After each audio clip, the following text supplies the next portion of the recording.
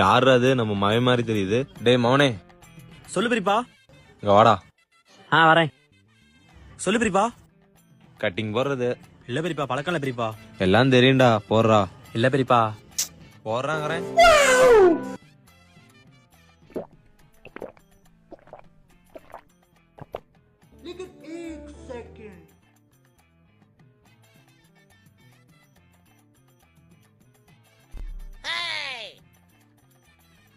ஏன்டா மவனே எதுவும் பேச மாட்டேங்கிற? இல்ல பெரியப்பா, நீங்க பெரியவங்க. பெரியவங்க சின்னவனு ஃப்ரெண்டா நினைச்சு பேசுறா.